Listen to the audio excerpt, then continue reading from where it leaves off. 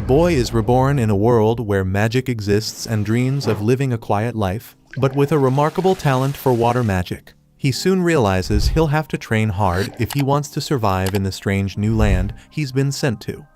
It all begins in a vast forest, with mountains rising in the distance. In the middle of that forest stood a house, where a young boy lay stretched out on his bed. He got up, left his room, and, after glancing at 2 books and a knife on the table, stepped outside to take in the clear blue morning sky. That's when he said, "Water, come to me." Instantly, a ball of water formed in his hand, only to vanish moments later, leaving nothing but a small puddle in his palm. In the next scene, the boy found himself somewhere surreal, where a man greeted him by name Mihara Ryo. It had been ages since this man last visited that place, and he informed Ryo that he had died in a car accident. The boy nodded, saying he remembered, then asked if the man before him was God. The stranger explained that he wasn't, but was something closer to an angel. From then on, Ryo started calling him Miguel, just to keep things simple. After learning he was about to be reincarnated, Ryo asked what he was supposed to do in that place while he waited. Miguel told him to live as he pleased. He hadn't been given any mission, so he seemed free to explore.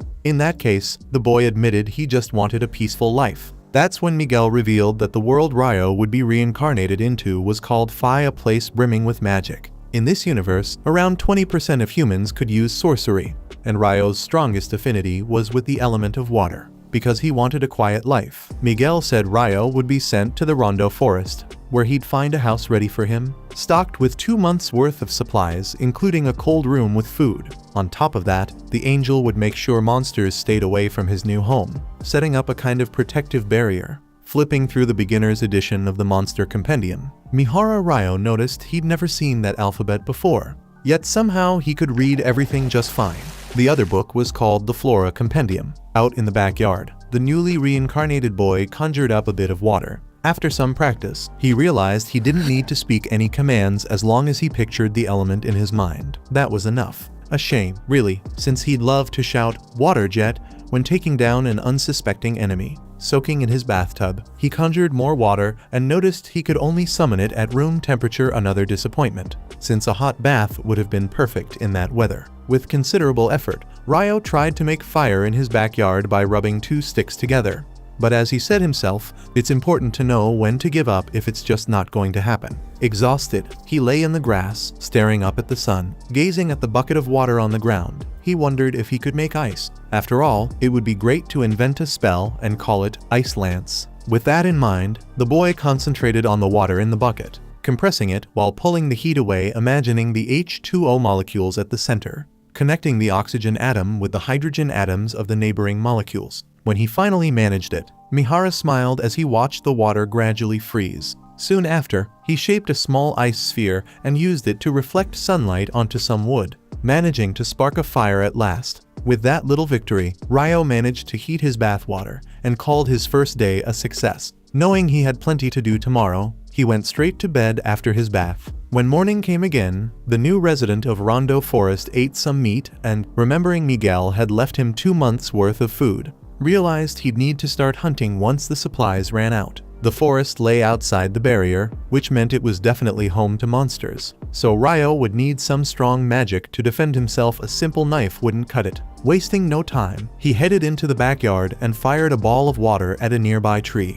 His aim was good, but he knew that little splash wouldn't be enough to take down a wild boar. Still, Mihara Ryo had an ace up his sleeve. If the water ball didn't work, maybe a water jet would. Focusing, he stepped back from the tree and pictured a thinner stream before firing off a jet of water, but it barely traveled farther than a spit. Feeling like a failure, he knelt down and remembered asking Miguel how to use magic. The angel told him the essence of magic was imagination. You needed a clear picture of what you wanted, and with practice, your ability would grow. Following that advice, Ryo trained until sundown, eventually developing a decent water jet. When night fell, he reversed the process he'd used to make ice in the bathtub, this time heating the water for his bath. The next day, he tried creating ice directly in the air, which worked, though it took longer than he expected. Once he pulled it off, he set his sights on the next step, crafting an icicle lance. When he hurled the icy projectile, it barely made it a short distance, nowhere near as far as water in its liquid state. Given how tricky it was to make and the short range,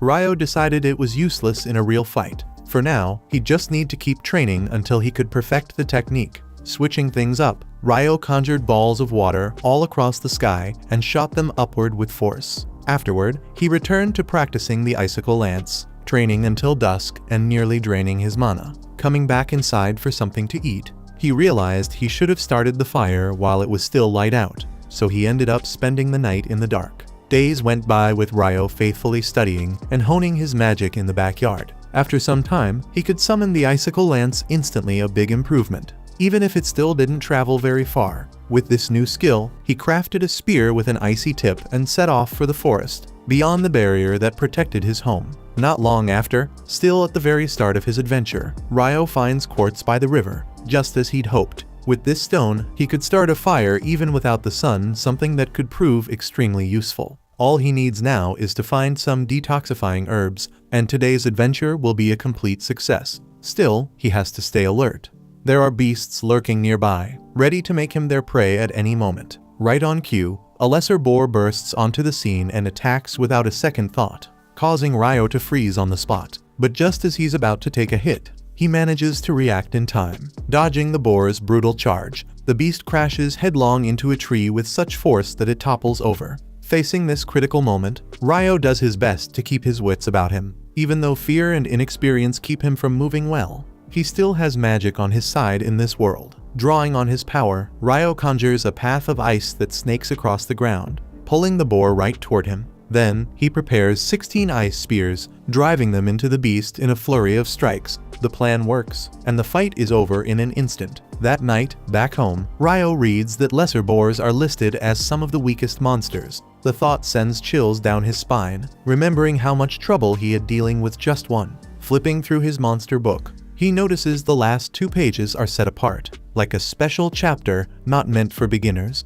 There, he finds the following: Dragon. On their own, they can easily destroy an entire city. Note, if you see one, run, though you might just get away. There's another entry, too. Demon, not a fallen angel. Origin unknown. Note, pray you never cross paths with one. Reading these descriptions, Ryo realizes the world is far bigger and far more dangerous than he imagined. The next day, he heads back into the forest and gathers some fruit sweet and sour at the same time, just the way he likes it. Suddenly, a bird soaring overhead nearly snags him with its talons. Moments later, it unleashes a wind attack that slices several nearby trees clean in half. Ryo immediately realizes the stakes have just been raised. To protect himself, he races through the forest, conjuring ice shields along his path to block the enemy's spells. While running, he remembers the creature, the killer falcon, master of the wind slash. Ryo counters by firing water jets, but the bird is swift, dodging every one. In a sudden burst of speed, it dives toward him like a bullet. But as it closes in, Ryo summons an ice dome,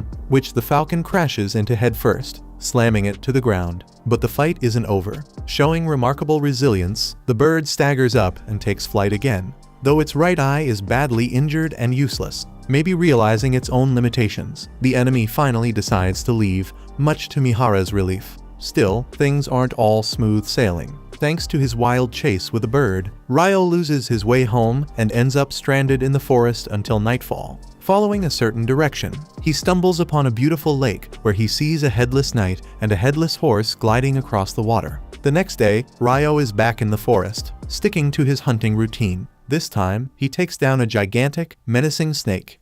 That night, he even manages to bring home some fish. The day after, the adventurer upgrades his ice barrier and explores the ocean floor after reaching the coast, only to be chased off by a huge octopus defending its home. As time passes, young Mihara masters a spell called Abrasive Jet, capable of shooting a jet from a ball of water in the sky, powerful enough to slice a rock in half. With more study, he discovers that if he uses magic to harden ice, he can use it as a substitute for abrasive grit, a big leap forward in his knowledge. One night, at the glowing lake, he comes face to face again with the headless knight. The monster compendium makes no mention of a Dullahan, making Ryo suspect this creature is far beyond beginner level. Still, for some reason, he feels confident enough to challenge it. In the clash that follows, the Dullahan blocks every strike with ease, forcing Ryo to use ice shards as shields whenever a counterattack looms. After only a few seconds, Ryo collapses, exhausted, and realizes he's nowhere near ready to face this thing.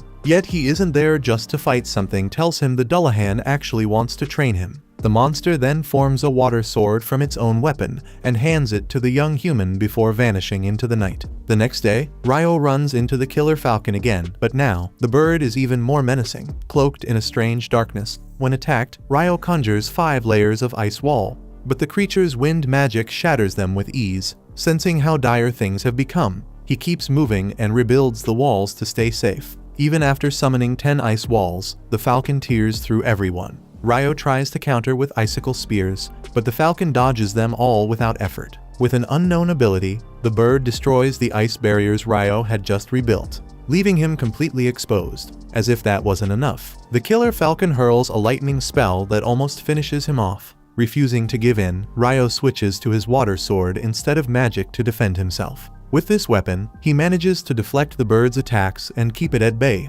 regaining his confidence. Patient and focused, Ryo waits for the next dive from the killer falcon, and at the perfect moment, plunges his sword into the beast as it streaks past. After delivering such a deep blow, the adventurer approaches the bird, which is still clinging to life, and thanks it for the opportunity to learn so much from their battle. He knows that if he hadn't become stronger by this day, he surely would have died against this opponent when it came back for another attack. Out of respect for the hawk who had also grown, seeking revenge for its lost right, Imihara, Ryo promises to give the creature an honorable end. With that, he withdraws his sword from the enemy's body and brings its life to a close. In the next scene, a red dragon soars above the skies of the Rondo forest, where Mihara is walking, until he suddenly finds himself face to face with that colossal, winged entity. Wasting no time, the dragon lands in front of the human and, communicating through telepathy, asks if he has seen a killer hawk that has evolved in the area. At first, thinking the hawk was a servant of this monster, Ryo apologizes. The dragon instantly realizes the bird was slain by this young man.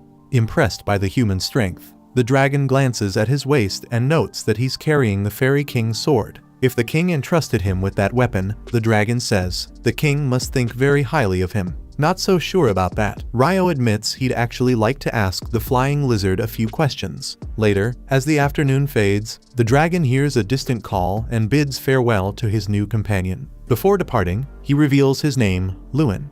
Watching the creature fly away, Ryo smiles and admits he never would have imagined he'd get the chance to talk with a dragon. Meanwhile, Miguel regrets having overlooked something important. Holding a tablet in his hands, he discovers that, for some reason, Ryo possesses a secret trait, something that hasn't happened since he sent that girl to another world 10,000 years ago. The name of this ability, Eternal Youth.